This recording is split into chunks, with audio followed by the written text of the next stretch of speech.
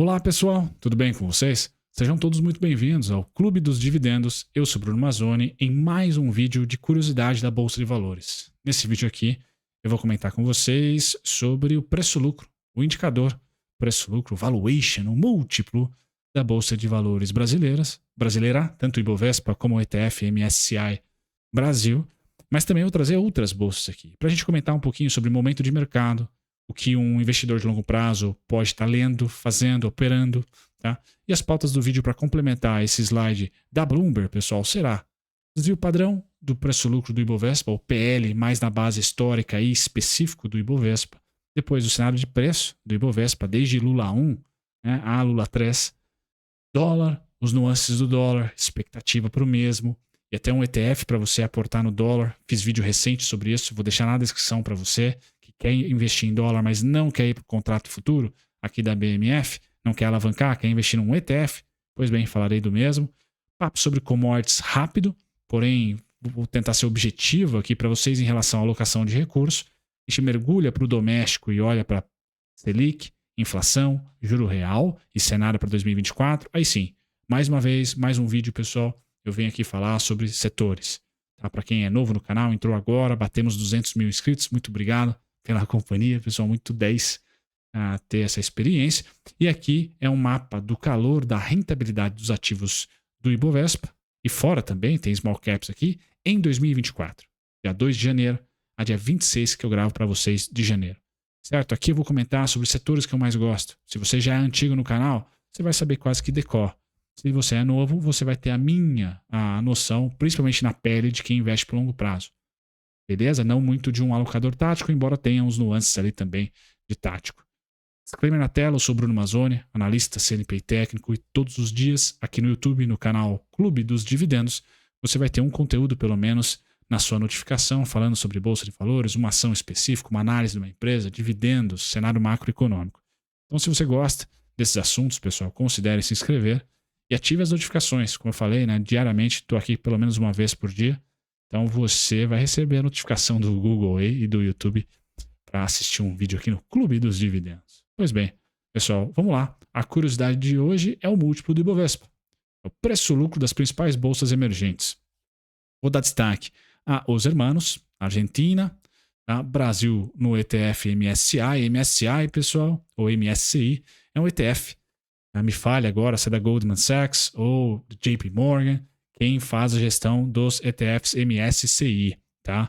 Mas é um ETF muito líquido e que tá na primeira prateleira ali quando o gringo quer investir em um país específico ou numa cesta de países específicos, como é, por exemplo, o MSCI de Emerging Markets, né, de mercados emergentes.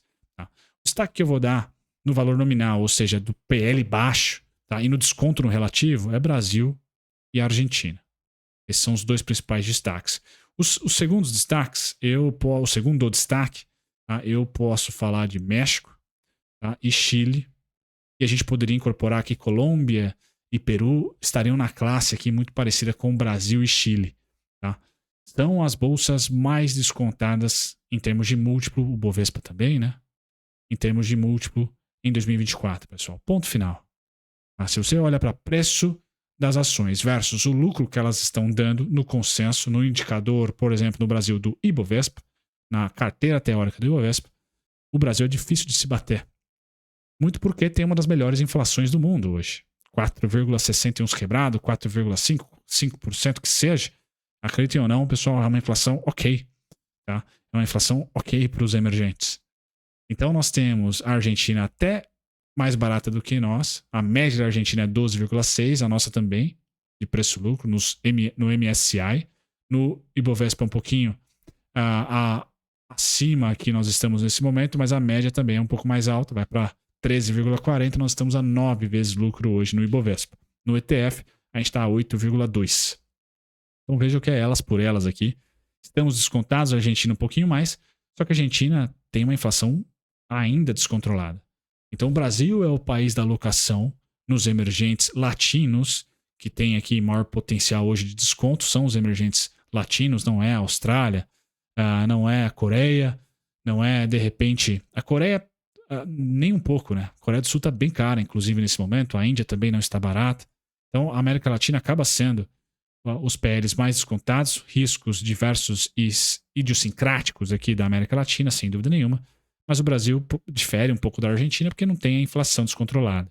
Então, o retorno de curto prazo é o Brasil. O retorno de médio e longo, sem dúvida nenhuma, é a Argentina. Pode ser a Argentina. Se controlar a inflação, por exemplo, continuar descontada do jeito que está. Quero trazer para vocês que a alocação em bolsa de países desenvolvidos, pessoal, pegando aqui Nasdaq, não está barata. Média de 22 vezes lucro, está 30, 28,2. Russell, são as small caps norte-americanas, média de 28 também. Estamos a 34 hoje. Aqui são as empresas que mais apanharam do Fed Funds, mais apanharam, aqui mais apanham e apanharam da taxa de juros. Então, pessoal, Russell 2000, para quem investe na gringa, eu sei que o múltiplo tá feio, igual a Nasdaq, só que tem oportunidade aqui dentro. Por que tem oportunidade? Porque muitas vezes a empresa está com o lucro estabilizado ou até em queda, mas as ações ainda não caíram porque simplesmente tem muito potencial no futuro. Então esse preço-lucro aqui pode rapidamente ficar baratinho com o lucro dessas empresas voltando assim que o Fed começar a cortar juros. Então se tem uma bolsa que tem um múltiplo feio, mas que eu ainda acho que tem potencial pra caramba, é essa aqui. Russell 2000, que concentra as small caps, as empresas de baixa capitalização, pequenas e médias empresas, porte, né, de empresa, nos Estados Unidos. E são elas que sofrem com o Fed Funds. A Apple não precisa recorrer ao juro americano, ela tem dinheiro em caixa. Na verdade, ela aplica a 5%, está adorando. O resultado financeiro de uma Apple hoje é parecido com o de um banco. Tá? Enquanto que as empresas do Russell 2000, que têm capitalização menor, e boa parte delas, sim, é tecnologia, mas também tem uma parte numerosa que não é tecnologia, é de economia real, está sofrendo pra caramba. É normal o múltiplo saltar, porque os preços lateralizam e o lucro cai. E aí o PL sobe. Tá? Índia, competidora do Brasil aqui, tá neutra, sem desconto, até um pouquinho mais cara. Nem preciso dizer o S&P 500. Tá? Que mais? Nenhum outro grande destaque. Eu acho que de maneira regional, geográfica, né? A geografia da América Latina é a mais barata em múltiplos. Tá? E o Brasil acaba se diferenciando da Argentina porque tem a inflação controlada. Nosso principal competidor histórico aqui por fluxo acaba sendo México e Chile. Tá? México e Chile. México tem um desconto interessante. Tá? A média é em 17,50, está negociando a 13. O Chile, a média é de 16 e está negociando a 9. Tá? E o Brasil, a média é 13 praticamente, ali 13,4. Está negociando a 9 também. Então o desconto do México é maior em relação à média, só que a média tem um PL um pouco mais alto. Então vejo que o Brasil, México e Chile tem tudo aí para performar, primeiro, segundo, terceiro. Não sei qual a posição específica de cada um no final desse ciclo que aparentemente se inicia de alta das bolsas. Estão bem posicionados. Tá? Então a bolsa não está cara, pessoal. Eu acho besteira você não participar da bolsa nesse ano de 2024, por mais que janeiro esteja aí furando pneu nesse momento. Tá? E aqui os desvios padrões do preço-lucro do Ibovespa, estudo feito pela Economática, créditos para a Economática. Então a gente tem aqui o estudo padrão de desconto, pessoal, a partir dos 12 vezes lucro. O Ibovespa está 9 hoje, a partir dos 12 vezes lucro já é um desconto. O primeiro desvio padrão está em 9, justamente em 9. Essa foto, esse gráfico, essa linha aqui, pessoal, remete a dezembro, a nossa principal alta. Chegou ali em 11,25. Com a queda de janeiro, a gente volta a 9. Ou seja, a gente volta a estar um desvio padrão, ou um pouquinho mais de um desvio padrão, em desconto da média, que é 12. Então não estamos caros. Já vou falar de um risco aqui em relação ao preço-lucro nosso, que é difícil de analisar, né? Não é um sinal tão claro assim de desconto. E aí 15 vezes lucro seria o momento de você diminuir um pouco a mão nas compras e de fato esperar uma correção um pouco mais forte.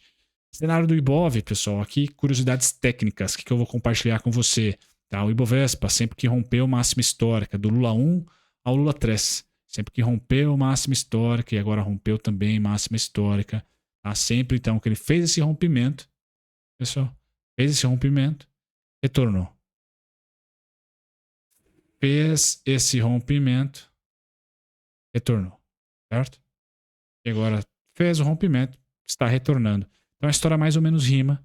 Ed Secretary, eu ainda acredito que o Ibovespa vai pelo menos render o CDI. Então ele abriu o ano ali no 133, 132 aproximadamente. Você põe um CDIzinho aí de 10 pursa ou algo um pouquinho para cima, um pouquinho para baixo. Vamos ali para o 141, 144, perdão, no mínimo. Tá? Então eu tenho essa expectativa que a gente pelo menos toca nos tais 140 alguma coisinha, que seria uma rentabilidade do CDI. Tá? Se você acha que o Ibovespa não bate 140 mil, pessoal, do início do ano para frente, até dezembro, vale muito mais a pena você investir no CDI. Já fecha ele para dezembro, você vai estar ganhando mais de 10%. Tá? O Ibovespa, se subir 10% do fechamento de 2023 e abertura de 2024, a gente vai estar falando de 144 a 148, aproximadamente. Beleza? Então essa é uma continha que você tem que fazer. Tá? Sem dúvida nenhuma, uma continha que você tem que fazer. Por isso que eu, esse ano aqui, não paro de comprar bolsa. Mas não é unânime. Eu estou no CDI. Tá? Cada vez menos no pré-fixado, mas ainda mais no pré-fixado, mas já tenho um pouquinho no CDI. Nada de inflação por hora. Nada de inflação por hora. De repente, eu posso migrar, a depender do ciclo da bolsa, para títulos debêntures longo prazo, né, que é o IPCA+. De repente, ainda acho que a bolsa vai performar bem. Tá? O cenário ainda é de expansão técnica da bolsa. Tá? Então, como que eu estou olhando para 2024? Nos aportes, no mínimo 50% bolsa. Tá? Tenho renda fixa do mundo dela ainda está entre 75 e 80 pré-fixado, mas conforme vai cortando juros, eu vou migrando para o CDI. Sem inflação por hora. Tá? Se a bolsa miar, pessoal, tem um monte de título corporativo, debenture, tá pagando IPCA mais vários, IPCA mais 6, IPCA mais muitos, e aí eu vou para o IPCA. Por quê? Se a bolsa miar, muito provavelmente é a economia está miando. Se a economia está miando, muito provavelmente vai ter o quê? Corte de juros. Cortou juros, pessoal, o CDI vai para o vinagre, e aí a inflação pega.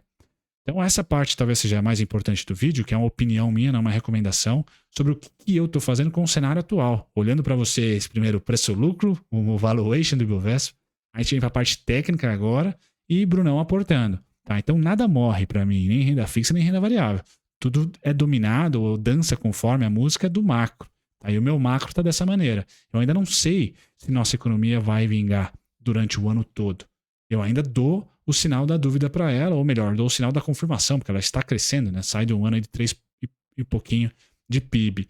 Então eu estou aportando na bolsa. Só não é 100%. Eu acho que o charme é esse, né? Nunca você ir 100%, a não ser que você goste de 8,80. Esteja disposto a perder ou ganhar muito. Eu não. Eu quero ganhar sempre. Pouco, mas ganhar sempre. Tá? Essa é a minha filosofia, vamos assim dizer. Porque, sou um cara inseguro, sou um cara que olha para a Previdência, sempre que construo assuntos para vocês, é muito mais o Bruno Previdência, não é o Bruno Trader que fala aqui. Bom, aqui rapidamente, quero convidar vocês, pessoal, gosta de dólar, a dinâmica do DXY versus o Ibovespa? Tem vídeo no canal e eu vou deixar na descrição para vocês, especificamente um vídeo não falando sobre a dinâmica que um sobe e o outro desce, tá? E o que apostar para o ano de 2024, mas sobre esse ETF UP, que é um ETF barato, não alavancado, que se você quiser investir no dólar, estiver apostando no dólar e não nas commodities, que é a próxima pauta do vídeo aqui hoje, você pode investir neste ETF. Tem que ter uma bolsa, tem que ter uma conta em corretora gringa que te dê acesso, mas o UP do filmezinho lá que tem o Warren Buffett pulando de balão para balão, andando de balão de lá para cá, pois bem, o UP é um ETF de $27 aí, a cota que você pode investir, se você tiver comprador para o dólar, principalmente.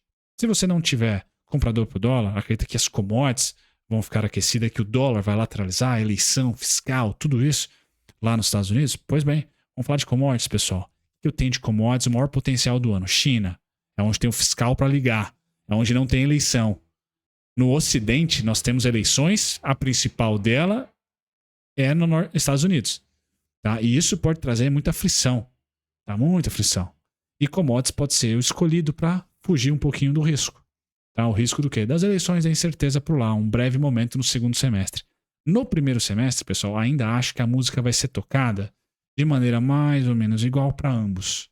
Tá? Vai ter um mês de dólar, vai ter um mês de commodities, vai ter um mês de dólar, um mês de commodities, e a gente vai terminar lá em julho falando que os dois tiveram uma performance ok. Tá? E cada vez mais que a gente avança o ano, melhor stock picker você vai ter que ser, porque ações vão tirar proveito em relação a outras, não vão ser setores completos e cheios que irão subir. No minério de ferro, pessoal, eu vejo estabilização entre os 117 e os 143. Qual que é o cenário que eu vejo para as commodities, pessoal? E aí eu vou utilizar o petróleo. O cenário de 2010 e 2014, onde o mundo desacelerou depois de super injeções de crédito de 2008 e 2009. Tá? O mundo desacelerou, mas continuou crescendo. O crash foi em 2014, principalmente vindo da China e da superprodução de xisto de petróleo. Tá? Esse foi o crash para as commodities. Esse foi o crash para o petróleo. Então, o cenário que eu tenho para 2024, pessoal, de retângulo. E a gente já está formando esse retângulo. Tá? Já está sendo aqui bem parelho entre os 64, os 71 dólares como piso e os 96 como teto. Tá? Então, eu acredito que o petróleo vai ser uma vaca leiteira. As ações daqui, Petrobras, etc., serão vacas leiteiras. O minério de ferro, esse tem um potencial de crescimento, mas ainda assim, vaca leiteira nesse ano. Qual que é o problema, pessoal? Eu vejo o pós 2024, perdão, ou pós 2025, se você preferir. O próximo cenário, o próximo ciclo econômico. Esse, na minha opinião, ele não vai ser consolidado. Ele vai dar para a gente um sinal de aceleração. E essa aceleração pode ser nas commodities ou no dólar. Ou você acredita que nós vamos viver um mundo travado, protecionista, muito multipolarizado, isso fortalece commodities e enfraquece dólar. Se você está com esse cenário, é sim um bom ano para você acumular commodities em empresas cíclicas. Vale, Petrobras. Se você acredita o oposto, não. De volta aí a viver um mundo pré-pandêmico, vamos assim dizer, pré-2020, né? E nós vamos ter muito pelo contrário, o mundo crescendo pouco, assim como foi 2013, 14 ali, crescendo pouquinho, taxas de juros super baixas e não conseguindo estimular a economia. Se você acredita nesse mundo, é dólar. Tá? O dólar se favorece porque muito provavelmente a economia americana no curto e médio prazo, tende a ser a melhor dentre seus pares. E aí o dólar chama essa atenção e mais. Economia americana resiliente quer dizer que é uma inflação resiliente por lá. E aí o Fed não vai baixar os juros. Tá? Não vai querer baixar os juros. E aí o Fed Funds vai atrair dinheiro. Algo parecido com 2006, por exemplo. Beleza, pessoal? Então é um cenário difícil, mas que no nosso doméstico, para 2024, no primeiro semestre, e é por esse gráfico que eu estou mais otimista com a Bolsa, e por acreditar que as commodities lateralizam nesse primeiro semestre. Tá? Então, commodities lateralizando e o nosso juro real caindo, ou seja, a Selic continuando a ser cortada e o IPCA estável, tá? Estável ou ganhando uma tração, depois perdendo tração, mas entre 4,5 e 5,25, pessoal, é por esse cenário, commodities lateral e juros real caindo, é que eu acho que a Bolsa tende a render pelo menos o CDI, ou seja, 144, 148. Tá? Tende a acontecer isso. Certo? Porque a gente tem um espaço, uma gordura ainda para ser cortado do juro real. E essa gordura tem clareza para mim no primeiro semestre, porque no segundo tem eleição, não só aqui, mas nos Estados Unidos, né? Muita coisa ali para ser digerida de maneira muito ruído, né? Pois bem, então no mapa de calor da rentabilidade, qual é o perigo para você de curto prazo, pessoal? Na minha opinião, você de curto prazo é pegar as empresas que não vão surfar o corte de juros. Porque são deficitárias demais. Mico. Agora, você que está numa empresa que é lucrativa como a Açaí, por exemplo, ou como a Fleury, por exemplo, talvez um grupo Mateus, tá? E aí eu posso citar diversas outras companhias, mas já entregando para vocês, tirando o joio do trigo ali, uma Raia Drogasil, por exemplo, essas empresas tendem a se beneficiar, uma Porto Seguro, tende a se beneficiar nesse primeiro semestre, pessoal, e render lá perto dos seus 15% a 20%. Na minha opinião. Então ali está uma oportunidade. Onde que está o pepino? De repente você pegar uma Magalu, que não lucre. Tá? Você pegar uma empresa que está atolada em dívida, como a Gol, que agora foi para a recuperação judicial. Então no primeiro semestre, eu estou mais ou menos que tudo vai ter uma rentabilidade legal próxima do CDI, melhor até se somar os dividendos. Só tome cuidado com as empresas que não reportam lucro. Tá? E vejo que há oportunidade sim, tá, nas empresas cíclicas. As small caps que apanharam. Prêmio para aquelas small caps que não estão no déficit, como uma Lojas Renner, uma Grupo Mateus, um Açaí, né? A gente pode falar de diversas outras companhias, diversas não, mas algumas outras companhias nós temos exemplos que não são deficitárias, tá? E são small caps, uma Camil, né? São small caps e que tiveram seu preço, uma TOTS, uma Ipera, tiveram seus preços, estão tendo seu preço nesse ano aqui caindo 11%, 10%, etc., mas que geram caixa. Essas empresas são interessantes para 2024, primeiro semestre. Acho que você vai bater CDI, vai bater renda fixa. E eu também acho que ao longo do ano. Tá? Agora, olhando para 2025 e 2026, pessoal, cuidado com cíclicas. Petróleo, minério de ferro, tá? Grãos, agricultura, de certa maneira, protagonizada aqui na Bolsa. Tá? Por quê? Porque se nós tivermos o resultado da política monetária apertada for recessão, quem mais apanha são as commodities. Você vai apanhar na sua small cap, mais de consumo e varejo, por exemplo, sem dúvida, mas menos, porque elas já apanharam tanto da política monetária que elas têm pouco agora restando para apanhar de um cenário de risco sistêmico, de crise sistêmica. Tá? Então, commodities, porque são as que mais subiram, já as outras empresas cederam mais. Quem que você pode investir ou quais setores que você investe e você está nulo. Você pode ter uma intensidade mais forte agora no primeiro semestre e somente desacelerar a intensidade caso venha uma recessão, caso venha o segundo semestre com eleições, por exemplo, tá? Ou você mude o seu cenário macro para mais pessimista. Setor financeiro e utilidade pública. Então, nesse momento, 2024, quer ter o menor risco com o maior retorno na Bolsa de Valores, setor financeiro e utilidade pública. Quer ter mais risco, mas um maior retorno, small caps, pode ser de consumo e varejo, por exemplo, setor de saúde, enfim, setor, você pode escolher um setor específico, shoppings, mas uma small cap que tenha lucro e gere caixa. Que essa small cap vai aguentar a queda da sua recessão sem que você vá 20%, 30% para baixo do preço que você está comprando hoje. Vai ficar mais ou menos parelho ali, então você está fazendo uma boa compra. Mas quer um mundo mais tranquilo? Utilidade pública e setor financeiro. Setor financeiro pela dinâmica da indústria aqui no Brasil, consolidada, tá? E as seguradoras, a mesma coisa. E a utilidade pública, porque a correção independente, é uma empresa, é um setor que independe, ou pelo menos é menos sensível à atividade econômica. Então, eu não vou cansar de falar para vocês, pessoal, sobre esses dois setores.